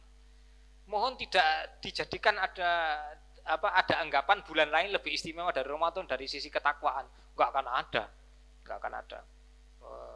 Bulan untuk bertakwa betul, takwaan kita meningkat drastis sampai pada titik puncaknya, dan keinginan maksiat kita jadi sangat berkurang sampai titik terlemahnya. Itu hanya ada selama di bulan Ramadan. Ini contoh yang paling sering saya sampaikan begini. Nanti di bulan Syawal itu ada anjuran puasa sunnah. Berapa hari? 6 hari. Jenengan kan biasa mengerjakan nggih? Biasa. Sekarang saya tanya kepada yang biasa ngerjakan, saya tanya. Yang panjenengan rasakan ketika ngerjakan 6 hari Syawal dengan 1 bulan Ramadan itu lebih ringan yang mana? Yang 6 hari atau yang 1 bulan? 6 hari 1 bulan. Nah, kan aneh kan jawabannya kan? Ya, kalau di sini ada guru matematika tuh bingung dia. Mosok sing 6 hari bisa lebih berat daripada yang 6 kali lipatnya, yang 5 kali lipatnya, kan aneh. 30 hari itu kan 6 kali lipatnya 6 hari. Bisa yang 6 kali lipat malah lebih ringan daripada yang 1/6-nya. Ini kan aneh. Nggih napa mboten? Ya, itulah istimewanya Ramadan. Jadi yang berat dijadikan ringan, yang sudah ringan tambah ringan. Makanya tadi di awal saya sampaikan, orang sebelum Ramadan itu semangat ibadahnya sudah baik, begitu masuk Ramadan ini berlipat-lipat kebaikannya. Kalau bisa dari hari ke hari malah tambah bagus. Karena rumusnya Ramadan itu 10 hari pertama lebih bagus daripada di luar Ramadan. 10 hari kedua lebih bagus daripada 10 hari pertama, dan yang puncaknya nanti, puncak pertandingannya adalah 10 hari yang terakhir. Sampai di sini Bapak Ibu nyambung ya. Jadi kajian kita pada pagi hari ini kaitannya dengan untuk menghasilkan ibadah maksimal nanti pada bulan Ramadan. Mari kita gunakan kesempatan bulan Sya'ban ini untuk latihan lagi. Nanti kalau ibu-ibu bisa iras-irus yang masih punya hutang Ramadan, bisa dipakai bulan Sya'ban untuk bayar utangnya sekaligus buat latihan puasa. Tapi kalau bayar utang Ramadan niatnya jangan double nggih. Ini niat bayar utang sekaligus niat puasa sunnah. Itu nggak bisa. Nanti puasanya tidak sah dua-duanya. Niat wajibnya tidak sah, niat sunnahnya juga tidak sah. Jadi mubah, cuma dapat lapar haus tok. Sampai di sini dulu, sudah jam 11, nanti mungkin ada yang mau diskusi. Ada nggak nanti? Ada, maksudnya dikasih kesempatan tanya jawab nggih. Saya diizinkan ngomong sampai jam berapa? Oh, setengah 12. Nah ini jam 11 enggak apa-apa, kalau selesai enggak apa-apa. Enggak, kan prinsipnya pengajian kan kayak gitu nggih, dari dulu kan selalu begitu. Mulainya terlambat enggak apa-apa, yang penting selesainya harus tepat waktu. Gitu. Kalau selesainya lebih awal dari waktu yang ditentukan, lebih senang lagi. Ya. Nggih. Kalau misalnya memang masih ada waktu, saya ingin jelaskan bagian yang kedua, karena bagian yang pertama saja jadi belum selesai. Apa itu? Sikap yang benar terhadap ibadah yang hukumnya sunnah. Apa itu sikap yang benar? Sikap kita harus lebih longgar terhadap ibadah yang hukumnya sunnah. Karena dia tadi prinsip pertamanya berdasarkan nopo tadi Bapak Ibu? Kemauan, minat. Yang kedua baru berdasarkan kemampuan. Jadi memang longgar aja, santai aja. Untuk urusan ibadah yang sunnah itu boyo santai. Di setting santai gitu. Apa istilahnya Pak? Slow. Settingannya slow aja, slow. Enggak usah ngotot, enggak usah kaku, enggak usah saklek, biasa aja, slow aja. Buktinya Rasul kayak gitu. Kadang kalau pas lagi pengen puasa ya puasa, lagi enggak pengen ya enggak puasa, santai aja. Jadi slow. Saya tanya dulu nggih Bapak Ibu.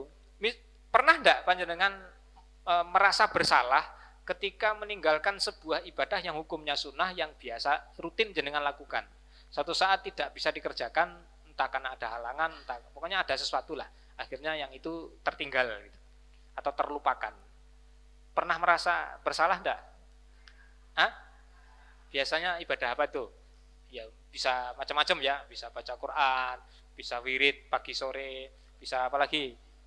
Sholat sunnah rawatib, bisa puasa sunnah dan lain-lain. Bapak Ibu, ini salah perasaan namanya. Jadi kalau meninggalkan yang sunnah, kok tiba-tiba ada timbul perasaan bersalah, itu namanya salah perasaan. Yang salah perasaannya yang salah. Kenapa? Kita kembali ke definisi nggih. Sunnah niku napa? Dikerjakan berpahala, ditinggalkan tidak berdosa. Sekarang saya tanya, kalau panjenengan melakukan sesuatu yang tidak berdosa, itu kira-kira salah apa tidak? Jenengan tidak dosa, itu salah enggak? Salah enggak? Ya enggak dosa kok. Loh kenapa kok merasa bersalah? Jenengan enggak dosa.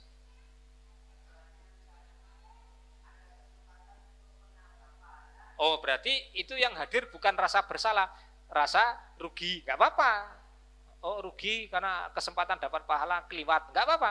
Tapi kalau sampai merasa bersalah, berarti panjenengan salah berperasaan. Karena mestinya rasa bersalah itu dihadirkan ketika kita meninggalkan yang wajib, ya. Tapi kalau yang sunnah ditinggalkan kok merasa bersalah, ini namanya menyamakan yang sunnah dengan yang wajib. Itu enggak boleh. Menyamakan aja enggak boleh. Menyamakan saja tidak boleh, apalagi melebihkan itu enggak boleh. Lebih enggak boleh lagi. Dulu Pak, di kota Madinah sekitar abad kedua Hijriah. Penduduk Madinah itu saking semangatnya ngerjakan puasa 6 hari Syawal. Itu sampai di masyarakat itu seolah-olah puasa 6 hari Syawal itu seperti kewajiban. Akhirnya Imam Madinah maksudnya ulama yang waktu itu tinggal di Madinah, Imam Malik bin Anas rahimahullah mengeluarkan fatwa tidak boleh melakukan puasa 6 hari Syawal. Beliau menyatakan hukumnya makruh, dilarang, nggak boleh. Walaupun nggak sampai haram, nggak boleh. Ada yang tahu alasannya kenapa? Tadi itu alasannya. Karena masyarakat salah bersikap terhadap ibadah yang hukumnya sunnah. Yang sunnah mereka perlakukan setara dengan yang wajib. Akhirnya malah dilarang sekalian. Jangan, boleh. Cooling down dulu, tenangkan dulu, berhenti dulu ngerjakan itu sampai kalian sadar lagi kalau itu sebenarnya ibadah hukumnya sunnah, tidak wajib. Jadi yang terlalu semangat yo salah, yang terlalu males juga salah terhadap ibadah yang sunnah itu. Santai aja, santai. Makanya saya suka nyampaikan, Bu, ya kalau bisa kita itu masuk surga dengan cara yang santai gitu loh, Pak. Masuk surga dengan cara yang santai. Untuk urusan ibadah yang sunnah itu Bu, ya yang santai aja. Santai aja. Apa namanya? Relax aja. Enggak usah kaku, enggak usah saklek. Itu ibadah hukumnya sunnah, tidak wajib. Oke, Bapak Ibu, saya lanjutkan lagi nggih. Yang lebih buruk dari itu adalah orang yang mengutamakan yang sunnah di atas wajib. Itu lebih buruk. Nanti pemandangannya biasanya mudah kita temukan di bulan Ramadan. Oke. Sholat maghrib Ramadan gimana? Rame enggak? Rame enggak, Pak? Rame. Sholat Isya? Ramadan kok, Ramadan. Bukan kemarin pas Covid, bukan. Ini kan Covidnya udah selesai toh? Udah selesai. Selesai aja lah, udah selesai. Rasa suwi-suwi. Terus kalau pas nggak ada Covid, itu Isya-nya gimana pas Ramadan? Mana yang lebih ramai, Isya apa maghrib? Nah, pertanyaannya, itu Isya ramai itu kenapa? Tarawih. Padahal tarawih hukumnya enggak. Ramainya karena sunnahnya, bukan karena wajibnya. Ini kan memperlakukan yang sunnah melebihi yang wajib. Nah, ini lebih salah lagi nih. Lebih salah lagi. Oke. Ada yang lebih buruk lagi. Yang sunnah dikerjakan dengan semangat, sing wajib malah ora. Itu biasanya nanti di akhir Ramadan.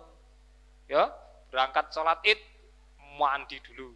Masya Allah, pakai baju paling baru, paling bagus, minyak wangi paling harum, mangkatnya paling guasik. Subuh ora sholat, aneh. Subuh tidak sholat, pas berangkat sholat tang ini paling gosik. Dan yang sunnah semangat dikerjakan, yang wajib malah ditinggalkan.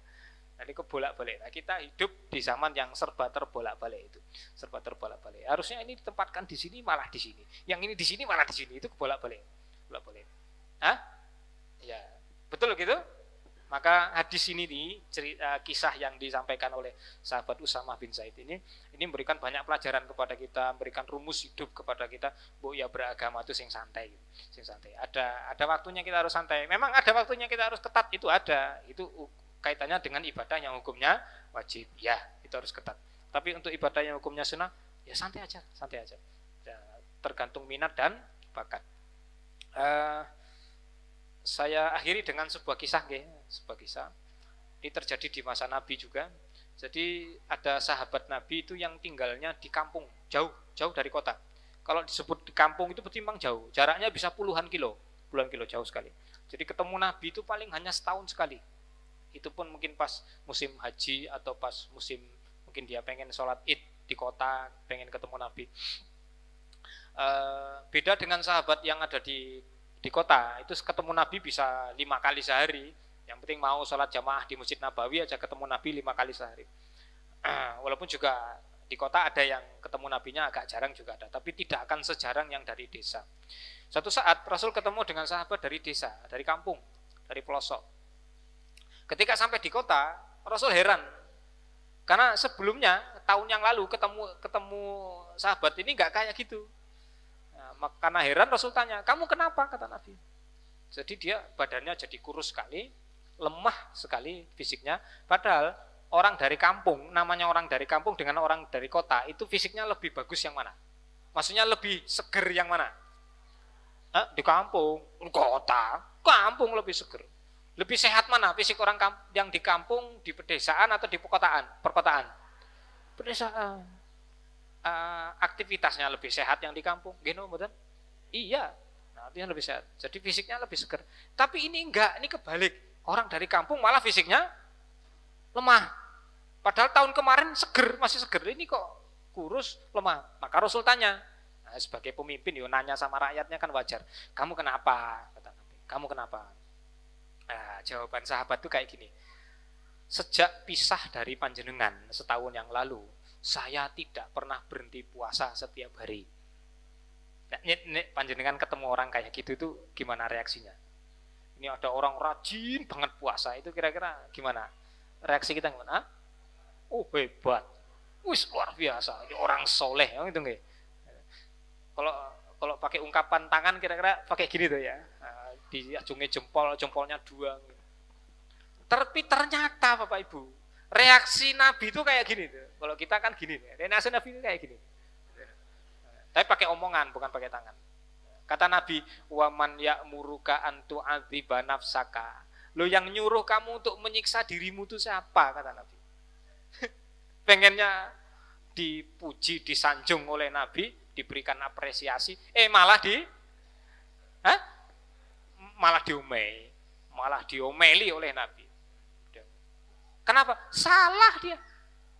Salah bersikap terhadap ibadah yang hukumnya sunnah. Kalau pakai bahasa kita tadi, ini orang punya minat puasa sunnah, tapi dia nggak bakat. Maka dia maksakan dirinya, akhirnya kayak gitu, mengorbankan yang lain. Itu nggak boleh. Nggak boleh.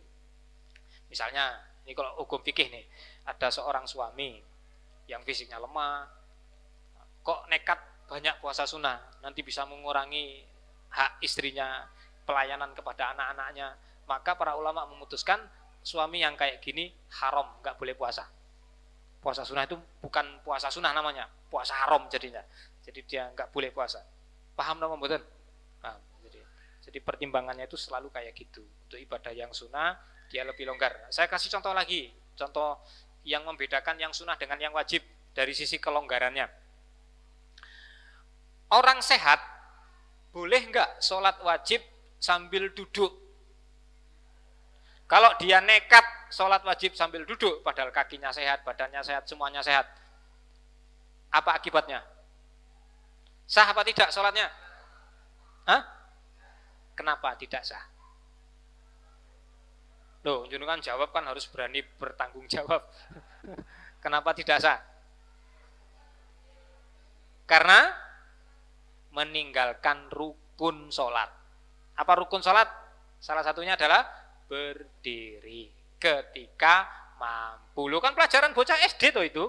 Iya, berdiri ketika mampu. Lo kalau ada orang muslim fisiknya sehat, sholat wajib kok sambil duduk, berarti resikonya adalah sholatnya tidak sah. Itu yang wajib memang begitu. Dia lebih ketat aturannya. Tapi untuk ibadah yang sunnah enggak begitu. Kalau ada orang yang fisiknya sehat, terus selesai, misalnya bapak-bapak ini selesai sholat zuhur misalnya nanti, terus mungkin karena ya karena apalah, yang lain pada sholat sunnah rawatib ba'diyah zuhur pada berdiri, lah dia memilih duduk aja. Habis zikir sebentar dia perbaiki duduknya, kemudian dia takbir sambil duduk. Sholat sunnah rawatib ba'diyah zuhur. Sah apa tidak sholatnya? Padahal kakinya sehat, badannya sehat, pikirannya sehat, tapi dia sholat sunnah sambil duduk. Sah apa tidak?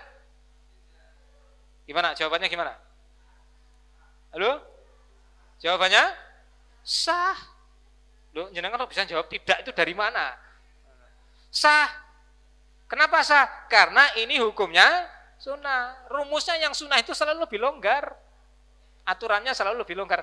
Cuma konsekuensinya, walaupun ibadah sholat sunnahnya sah, tapi pahalanya hanya dapat separuh.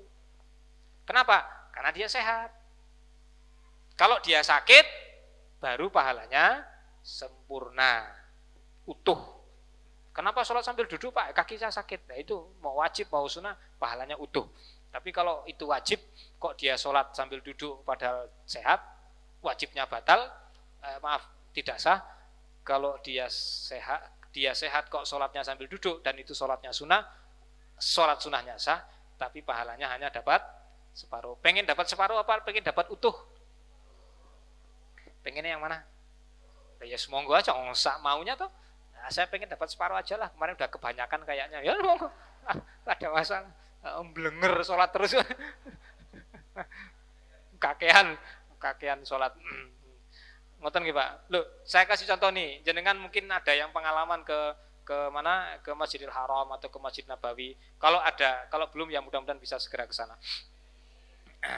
Sholat 1 kali di Masjidil Haram itu pahalanya setara dengan sholat 100.000 kali di masjid biasa seperti masjid kita ini.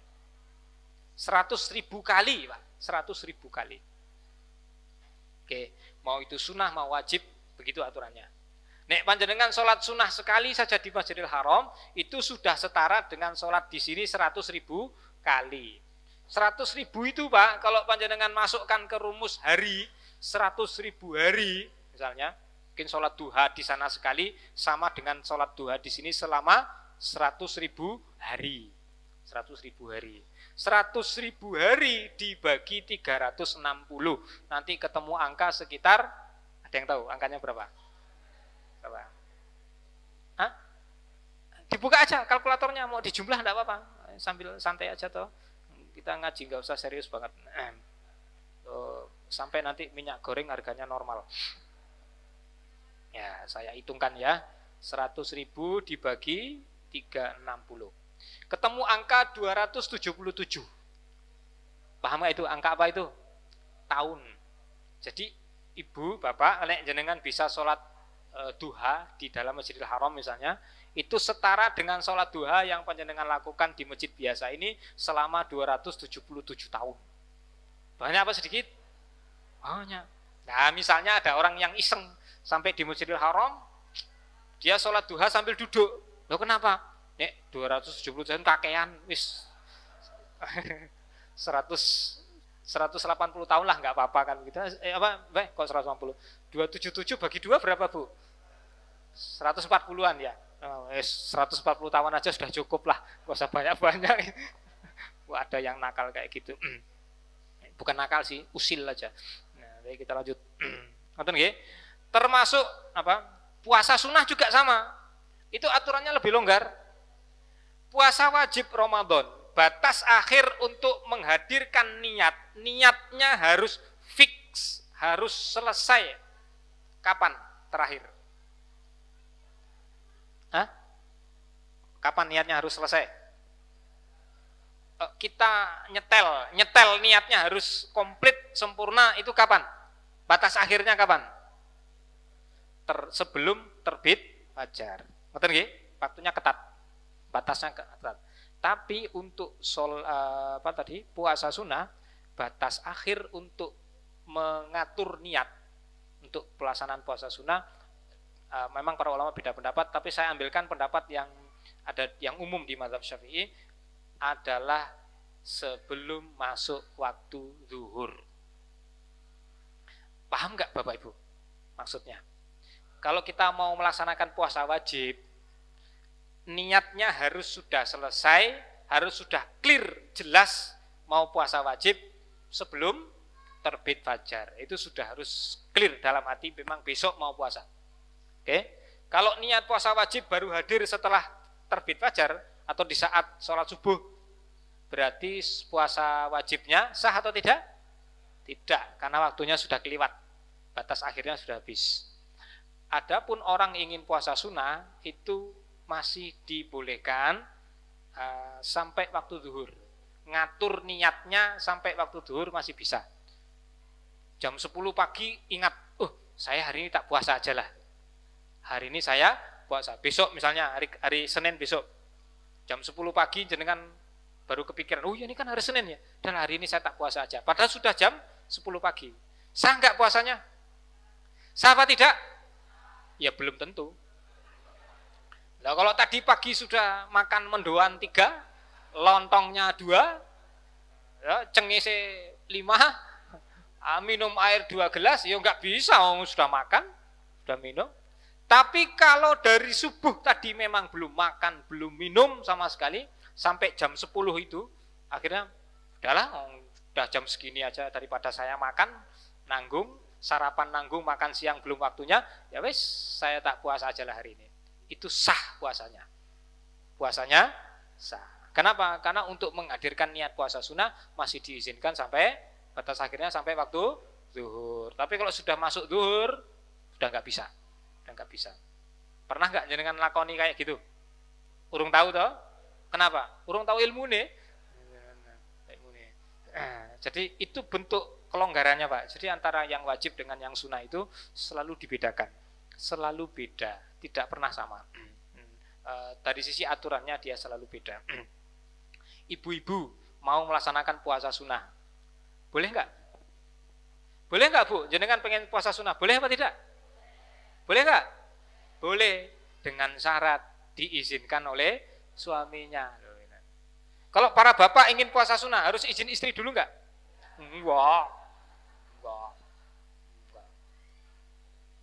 Kenapa begitu? Karena ada hak suaminya yang harus dia dahulukan. Jangan sampai nekat mengerjakan yang sunnah, dia malah meninggalkan yang wajib. Saya kasih contoh lain. Bapak ibu pas hari Senin atau Kamis, pas bertamu ke rumah temannya. Bertamu disuguhi hidangan nggak? Disuguhi nggak? Ya, pas ternyata yang disuguhi itu makanan yang jenengan doyan. Pas puasa. Pas puasa. Pilihannya gimana?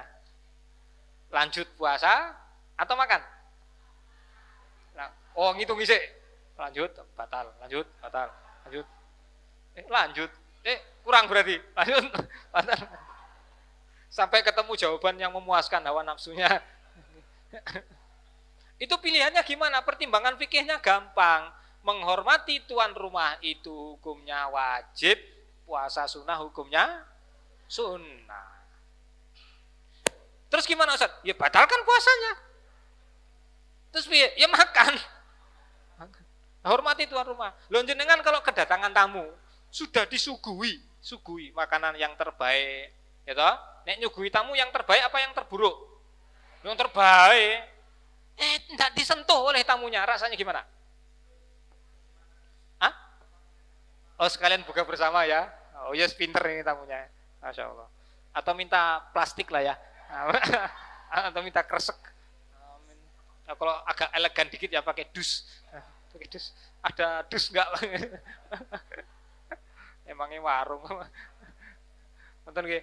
Jadi sikapnya itu harus benar. Mana yang wajib, mana yang sunnah harus benar. Yang sunnah selalu lebih longgar. Cuma nanti begini, kalau ada orang yang dengan sengaja membatalkan puasa sunnahnya, karena tadi misalnya bertamu, apakah besok dia dianjurkan mengganti puasa sunnah Seninnya? Besok hari Selasa dia puasa tapi niatnya puasa Senin, mengganti yang kemarin. Orang guyu, ini pelajaran fikih. Ini ada pembahasannya ada. Saya nggak ngarang serius ini ada dalam pembahasan fikih ada. Sebagian ulama mengatakan, ya lebih bagus dia ganti besok itu dia ganti puasa Seninnya, yang sengaja dia batalkan itu. Tapi sebagian lagi mengatakan nggak usah, karena yang sunnah itu kalau dibatalkan tidak perlu diganti. Lain-lain ulama lain-lain beda pendapat. Oke, jenengan pengennya ganti apa dibatalkan aja? Sudah batal sudah batal nggak masalah. Urusan pahala mudah-mudahan sudah diberikan oleh Allah Subhanahu Wa Taala. Pilih mana, Bapak Ibu? Ganti apa enggak ganti? Enggak ganti. Kalau bertamu milih batalkan puasa apa lanjut puasa? Batalkan puasanya. Lo nanti kalau pas bulan Syawal misalnya, di sini kan nggak ngetren. Kalau di kota tuh ngetren banget namanya halal bihalal. Halal bihalal, alumni apa, alumni mana, atau teman satu kantor mana ngadakan halal bihalal. Pas halal bihalal, pas sedang puasa sunnah Syawal. Pilih mana coba? Padahal halal bihalal itu intinya ngapain acaranya? Mangan-mangan kok, mangan-mangan.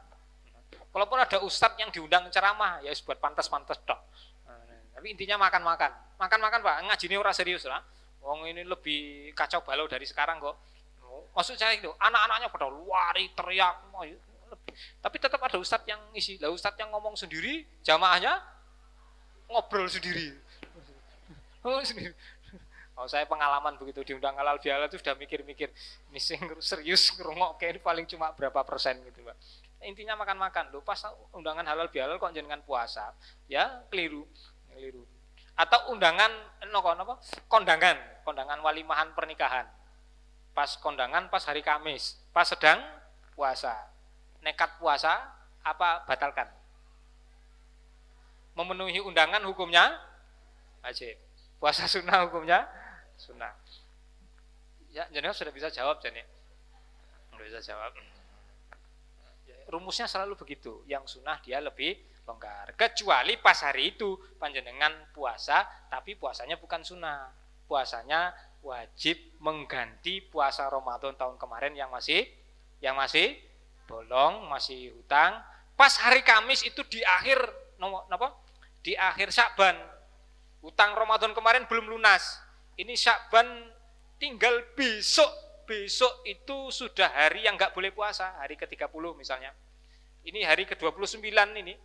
Ini kesempatan terakhir puasa, utang saya tinggal 1. Lepas hari terakhir udah undangan makan-makan. Gimana tuh? Tetap puasa. Kenapa? Karena hukumnya wajib. Sampaikan aja ke tuan rumah, mohon maaf saya hari ini nekat puasa karena hukumnya wajib bagi saya. Ini benturan antara dua yang wajib, maka bisa pilih salah satu. Begitu Bapak Ibu. Masalahnya kalau nanti sampai Ramadan tahun ini hutang kemarin kok belum lunas juga, menurut mayoritas ulama itu ada denda yang harus dibayarkan sebagai hukumannya. Walaupun nanti sebagian ulama yang lain mengatakan tidak ada dendanya, tapi dia bersalah karena meninggalkan kewajibannya. Walau alam bisawab. Lah dendanya apa? Sebelum jenengan yang nanya, saya jawab sekalian aja.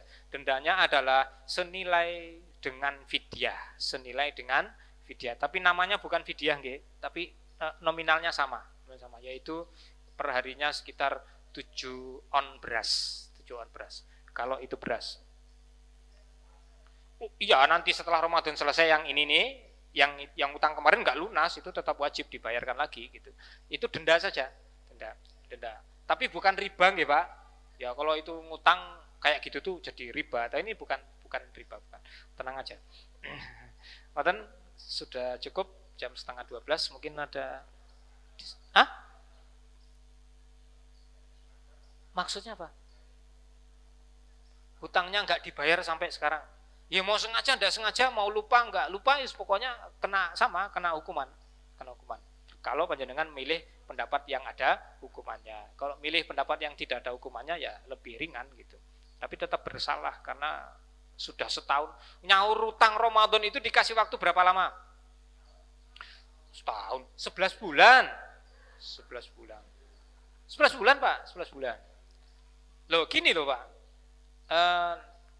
11 bulan nek rata-rata orang punya hutang Ramadan kalau dia sehat itu rata-rata berapa kali hutangnya?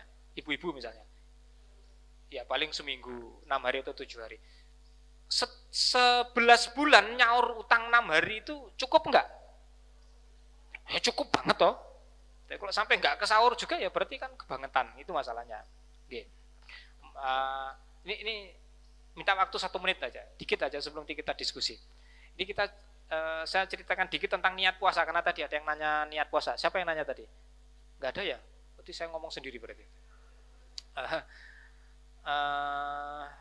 Niat puasa wajib itu harus dirinci detail, lebih detail daripada puasa sunnah. Karena ini memang aturan yang wajib dia lebih ketat. Rincian niat itu kayak gini, walaupun tidak harus diucapkan, tapi rincian di dalam hati yang harus kita hadirkan untuk nyetel niatnya. Nyetel itu apa sih bahasa Indonesianya? Ngatur. Nyeting juga bahasa Inggris. Ngatur niatnya. Ini puasa apa? Kalau ini puasa wajib atau puasa sunnah, ada seterusnya. Kalau rinciannya dari para ulama itu kayak gini. Saya niat yang dalam hati nggih, saya niat besok mau puasa wajib Ramadannya tahun ini. Terus bla bla bla bla bla, di ujungnya ditutup biasanya dengan lillahi ta'ala. Selalu begitu, itu penentuannya, lillahi ta'ala selalu begitu. Biar ibadah kita ini betul-betul niatnya ikhlas karena Allah. Kenapa kok rinci begitu? Karena ini wajib. Berjaga-jaga kalau ada yang usil niat puasa Ramadan sekarang sekaligus buat nyaur Ramadan tahun kemarin. Oh, itu enggak sah tuh. Dua-duanya jadi enggak sah. Puasa yang sekarang enggak sah, yang nyaur juga tidak sah, jadi mubah puasanya. Atau ada yang lebih usil lagi, niat puasa Ramadan sekarang sekaligus buat nyetok tahun depan. Nah, itu enggak bisa. Jadi kalau Ramadan itu enggak bisa puasanya itu ya cuma waktu itu aja, enggak bisa double dengan puasa lain. Dengan yang wajib nggak bisa double, dengan yang sunnah juga nggak bisa. Dia bisa hanya ngerjakan satu itu aja. Nah, nyambung nggih Bapak Ibu. Jadi berjaga-jaga biar tidak ada yang salah berniat. Saya kira ini dulu, monggo kalau ada waktu untuk diskusi tanya jawab, saya persilahkan. Alhamdulillah wassalatu wassalamu ala Rasulillah.